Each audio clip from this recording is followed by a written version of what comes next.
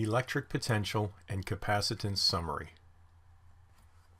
We're going to start with work, and also the fact that the electric force is a conservative force, so a change in electric potential energy, which we're now going to call delta U, can be derived by setting it equal to the negative of the work done by the electric force. A small positive test charge Q0 is moved through an electric field, and it goes from point A to point B. The work, we want the work done by the field, that will be the integral of F dot ds, and since F is QE, Q0E, we replace that over here, and then the potential energy, the change in potential energy, is the negative of the work done by the field on the charge, which is this expression here. Of course, any force that's pushing this charge to make it go where it probably doesn't want to go, in that case, the work would be equal and opposite to the work done by the field. So part of the challenge in working potential problems is keeping track of the signs. Last unit, we started with Coulomb's law, then divided out the test charge to define electric field. We're going to do the same thing here, and we're going to take the electric potential, and another name for that is voltage, and we will take the potential energy and divide out the test charge Q0. So let me just write here, there's a reason the abbreviation is V, because it also stands for voltage. And yes, that's the same thing you measure with batteries, same thing, and also in electric circuits.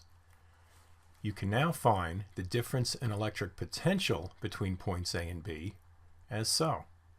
It's the same as finding the change in potential energy, but we're dividing out Q0.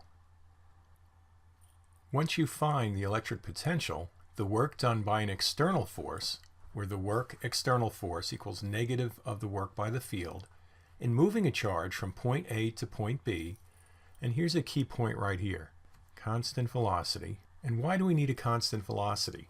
Well, then the kinetic energy of the particle of the charge will stay the same, and the only change in energy will be due to potential energy. You might say, how do you get this thing moving? Well, we're kind of ignoring the initial force and the final force when it stops. We'll say that's a small piece of the problem. So delta V, change in potential, is VB minus VA, which is delta U over Q, which is minus the work done by the field over Q, and plus the work done by the external force over Q. So then we wind up with this expression here for the work done by an external force. Again, be careful with the signs. Q here can be either positive or negative depending on what charge is moving. Obviously, if it's a negative charge, we use a negative value for Q. And the work done by the field will be opposite in sign to the work done by the external force. In the Gauss's law chapter, it was shown that the electric field close to an infinite plane was a constant value. Is sigma over 2 epsilon 0, where sigma is the surface charge density. And because it's a constant value and pointed in the same direction, it's called a uniform electric field. And that's illustrated right down here. The electric potential difference between the two oppositely charged plates, where their length is much greater than d, this way they look infinite. If you're a charge in here, and this is very long compared to the distance here, you think you're between two infinite planes. We come up with delta V equals delta U over Q equals minus the strength of the electric field times the distance between the plates, or wherever you are, you would use that distance, right? If you're just like this, you would use that distance to calculate the strength of the change in voltage. In the last chapter, we introduced something called a closed surface integral.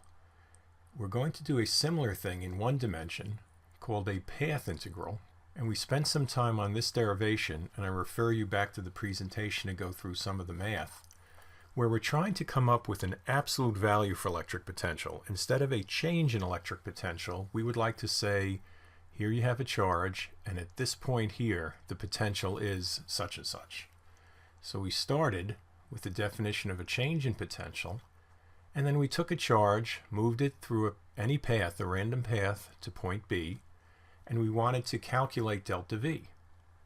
We did, and then by assuming point A was somewhere out in infinity and that the potential there was 0, we come up with this single value for the potential at any point in space from a charge q. It is kq over r. Once we had a single value for the voltage for electric potential due to a single point charge, we went back and figured out the electric potential energy between two or more charges. We started with this definition here. Voltage is U over Q2. And then we said that the potential energy is Q2 times V. And the electric potential due to this charge, Q1, is KQ1 over R. And by the way, Q2 is this charge that was moving. And then the potential energy between these two charges is now KQ1 Q2 over R. Potential energy, like potential, is a scalar.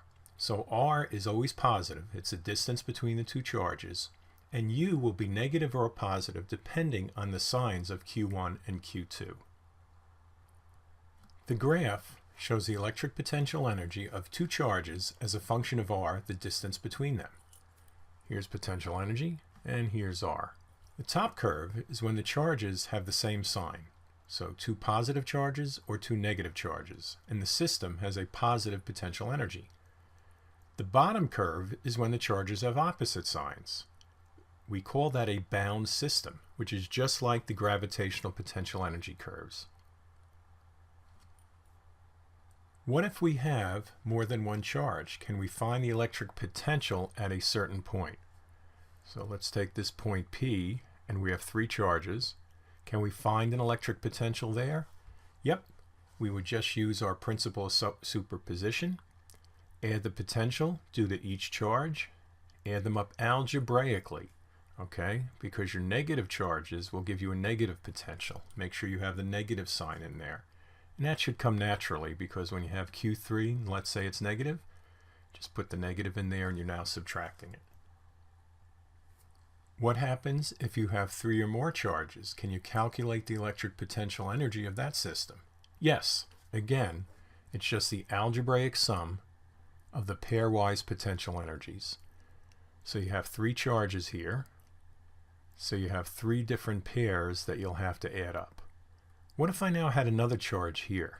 How many guys would I have to add? Well, this and this, that's two. And also this pairwise coupling. We now have defined two fields surrounding every charge.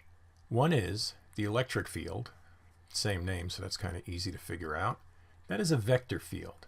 It is a property of the space surrounding an individual charge, and at any point in the field you can find the magnitude and the direction of the force on another charge entering the field. The electric potential, even though we didn't use the word field to describe it, is a scalar field. It is also a property of the space surrounding an individual charge. At any point in that field, it enables you to find the potential energy, whether it's positive or negative, of another charge entering the field. And of course, you can use the principle of superposition to extend those definitions to multiple charges. Here's our other two big definitions for electricity. Electric force and electric potential energy describe the interaction between two or more charges. There are four key relationships in the study of electrostatics, which means we don't have charges moving, we don't have currents, that are applied to individual or small groups of charges. We start with the electric force, we divide through by Q, and we get the electric field. And those are vectors. The top row are vectors. We then go down a peg, and we lose an R, and we have electric potential energy, and then from electric field down a potential, we lose an R, and we have electric potential, which is voltage. Now again, that's not how we define these things, but it's a handy mnemonic to remember them. A lot of students get confused because the names are all very similar. And of course, for electric potential, you have another name for it. But if you look at this chart and write it out several times, hopefully it'll be a little clearer to you. And the bottom row, of course, are scalars. We then moved to calculating the electric potential due to continuous charge distributions. That's where you had a shape with a uniform distribution of charge, and we had to find the electric potential at a distance r from the shape. This was a lot easier than calculating the electric field, as we don't have to worry about vectors. We use this integral here, and then we did it for a uniform ring of charge and a uniform disk of charge. And let's see, this delta V, we're not talking about change in potential here. It's a little tricky. We're just saying that's the potential, the little bit of potential due to that little tiny bit of charge inside the continuous distribution.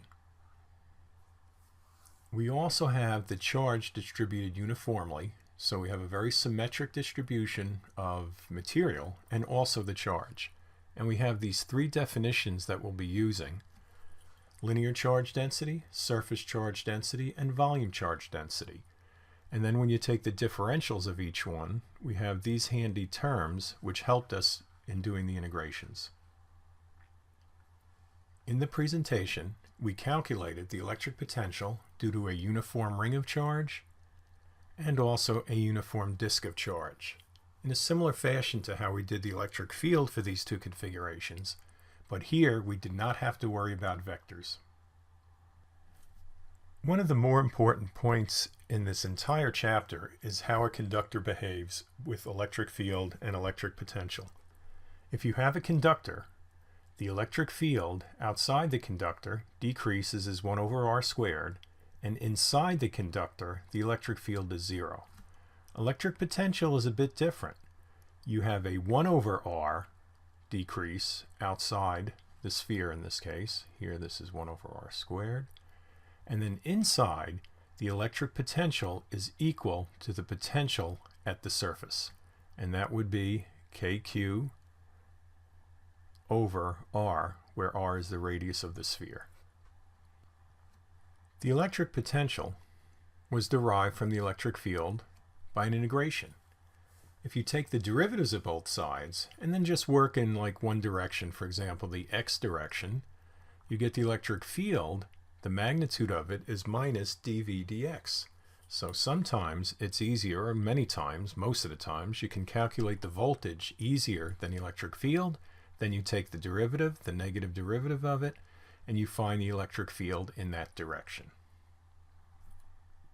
Graphically, we have equipotential lines, and they connect all points of equal potential. Kind of sounds like that from the name. And those are those dashed lines you see in the graph over here. Electric field lines are perpendicular to those equipotential lines, and they always point in the direction of decreasing electric potential. That's what the negative sign does for you. The slope of a voltage versus position graph is the magnitude of the electric field. Now that we've defined electric potential and electric potential energy, we are in a position to understand a very critical circuit element, the capacitor. A capacitor is any two conductors separated by an insulator, called a dielectric, such as air or another material. Each conductor has an equal magnitude but opposite charge, so the net charge of the two conductors is 0. And what's going to happen with these two guys? Let's have two plates here. What's created? When you separate charges, you get an electric field. The amount of charge stored on each conductor is proportional to the delta V between them, and this relationship is called capacitance, Q over delta V. C, the capacitance, depends on the physical configuration of the capacitor, where it's equal to epsilon 0 A over D, where A is the surface area of each plate, and D is the distance between the two plates. Adding a dielectric increases the capacitance by the dielectric constant kappa, right here. And for air, kappa is 1. We have two critical equations for working with capacitance and capacitors.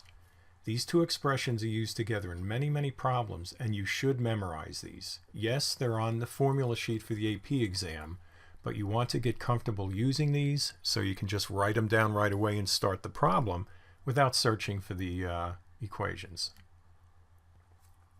When you have multiple capacitors in a circuit, you want to find something called an equivalent capacitance, where you can replace them all with one virtual capacitor. If they're in series, you have 1 over C equivalent is 1 over C1 plus 1 over C2, etc. If they're in parallel, you just add their capacitances. And here in series, the equivalent capacitance will be less than any single one of the capacitors you have, of the real capacitors.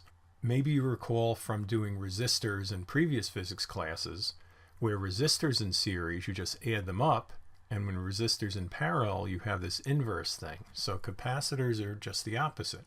The energy in a fully charged capacitor is this right here, Q squared over 2C. And by using the expression C equals Q over delta V, you come up with two other expressions for the energy. One would be 1/2 CV squared, and the other would be QV over 2. Again, you should know at least one of these, and then you can put in the definition of capacitance to figure out the other two, depending on what the problem gives you.